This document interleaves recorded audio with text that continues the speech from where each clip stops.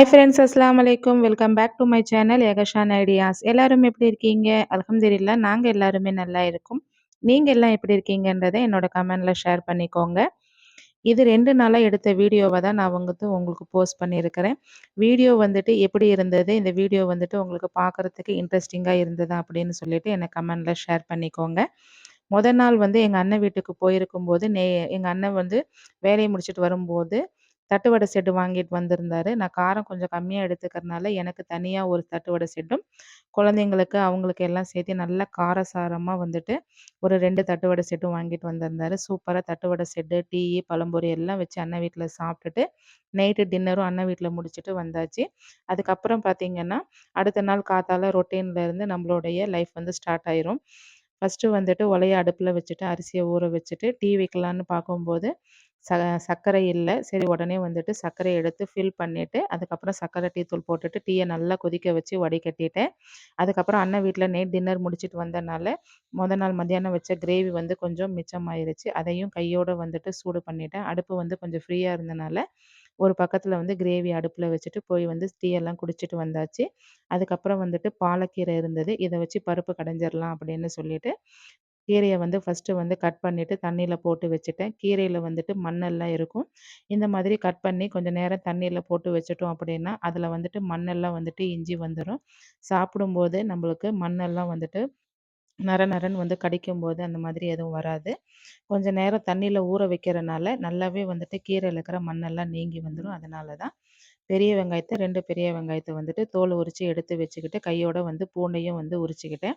அதுக்கப்புறம் எப்பயும் போலட்டு பருப்பு வந்து நல்லா வாஷ் பண்ணிட்டு, வெங்காயம், தக்காளி, அது மஞ்சத்தூளு, ஜீரகம், கொஞ்சோண்டு எண்ணெய், அதுக்கப்புறம் பார்த்தீங்கன்னா, வெந்தயம் எல்லாம் போட்டுட்டு, இப்ப நம்ப கழுவி வச்சிருக்கிற கீரையும் சேர்த்துட்டு, ஒரு 2 விசில் விட்டு எடுத்துட்டோம் அப்படின்னா, நல்லா வந்து கீரை வந்து கொழைய வந்து பருப்பும் கொழைய வந்து வெந்து வந்துரும். இந்த பக்கத்தில பார்த்தீங்கன்னா, சாப்பாடும் வெந்து வந்துருச்சு. கையோட வந்து வடிச்சுட்டு தம்முக்கு விட்டுட்டேன். அதுக்கப்புறம் பார்த்தீங்கன்னா, பொரியலுக்கு வந்துட்டு கத்திரிக்காய் பொரியல் தான் செஞ்சிருந்தேன். அதுக்கு வந்து கத்திரிக்காவ வந்து லை ஸ்லைஸா தின்னா வந்துட்டு கட் பண்ணி எடுத்துக்கிட்டு, அதுக்கப்புறம் வந்துட்டு வெங்காயத்தையும் வந்துட்டு கூடவே வந்து கட் பண்ணி எடுத்து வச்சுக்கிட்டேன்.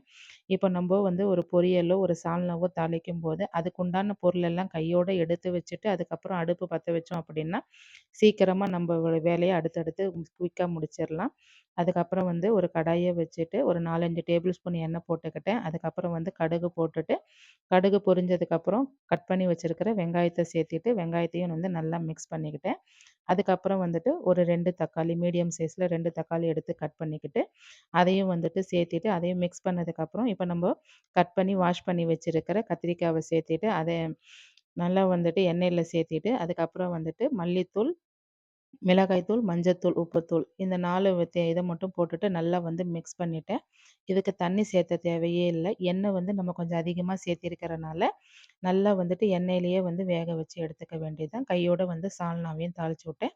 டே வந்து 2 அதாவது அடுத்த நாள் எடுத்த வீடியோ. ஃபர்ஸ்ட்டு வந்து ஒலைய வச்சது கையோடையே வந்துட்டு கொதிச்சோனயே அரிசிய போட்டுட்டு, உப்பு போட்டு வச்சுட்டேன்.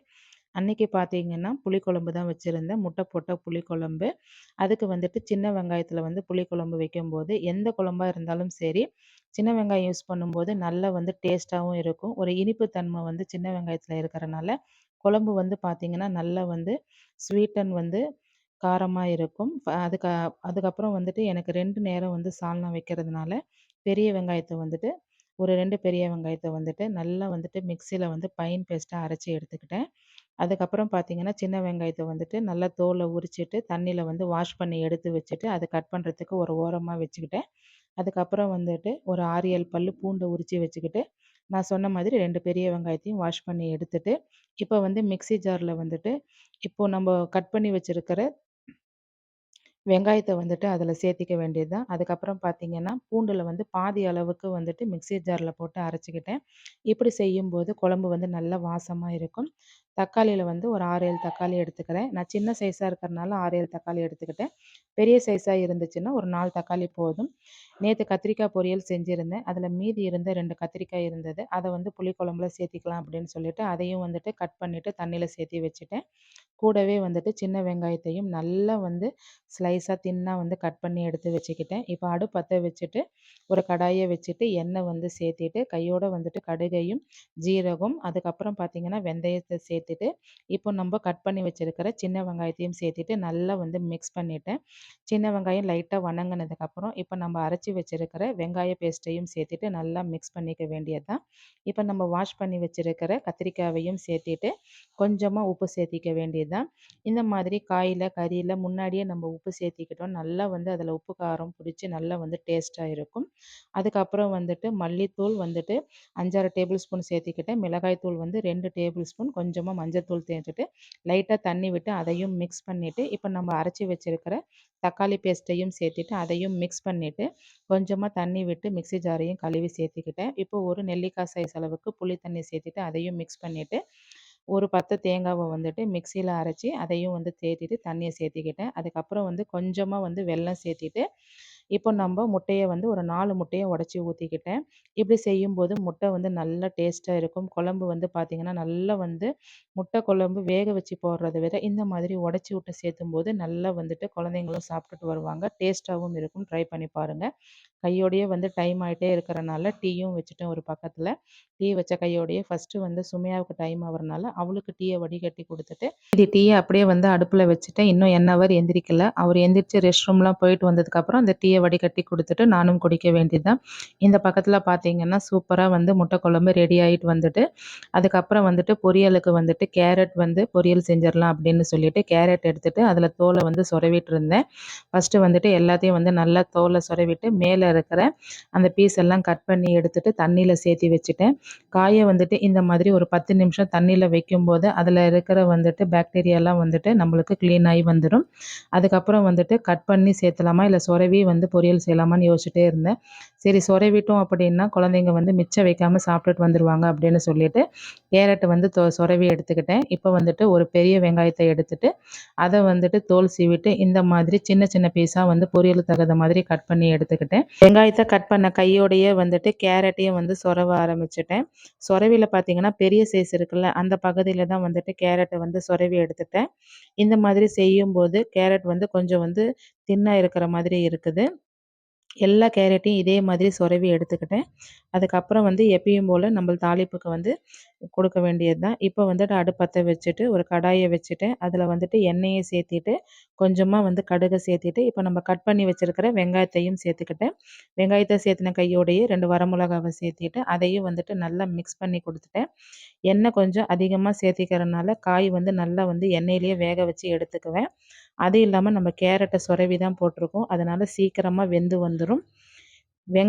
கேரட்டை கட் பண்ணி போடுறத விட இந்த மாதிரி சொரவி போடும்போது சீக்கிரமாக நம்மளுக்கு வேலை முடிஞ்ச மாதிரி ஆயிரும். இந்த மாதிரி சொரவி கொடுக்கறனால அவங்க மிச்சம் வைக்காமல் சாப்பிட்டுட்டு வந்துடுறாங்க. இதே வந்துட்டு கேரட்டை வந்து கட் பண்ணி போட்டு கொடுக்கும்போது 1, 2 கொஞ்சம் எடுத்துகிட்டு வந்துடுறாங்க.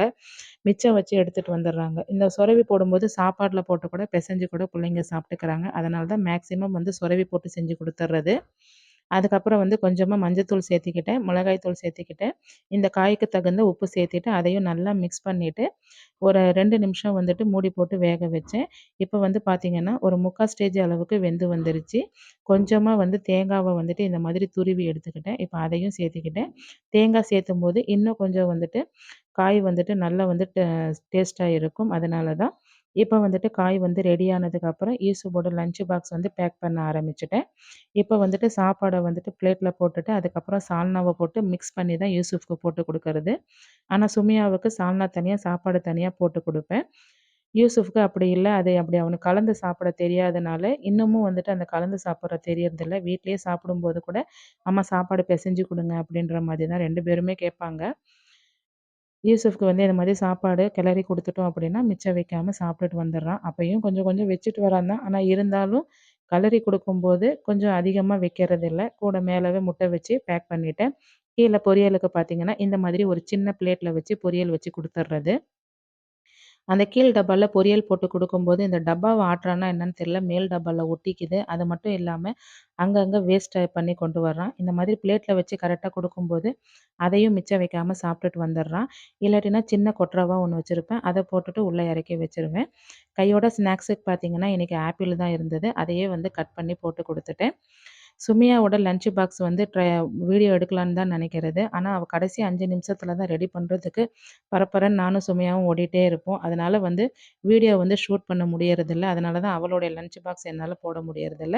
இன்ஷா அல்லாஹ் அதையும் ட்ரை பண்றேன். வீடியோவ இவ்வளோ நேரம் ஸ்கிப் பண்ணாம பார்த்ததுக்கு ரொம்பவே தேங்க்ஸ். வீடியோ பிடிச்சிருந்தா சேனல சப்ஸ்கிரைப் பண்ணி சப்போர்ட் பண்ணுங்க. நீங்க குடுக்குற ஒரு லைக்கும், எனக்கு கமெண்ட்டும் தான் எனக்கு அடுத்த வீடியோ போடுறதுக்கு ஒரு மோட்டிவேஷனலா இருக்கு. வீடியோ எப்படி இருந்ததுன்னு கமெண்ட்ல ஷேர் பண்ணுங்க. இன்ஷா அல்லாஹ் நெக்ஸ்ட் வீடியோல பார்க்கலாம்.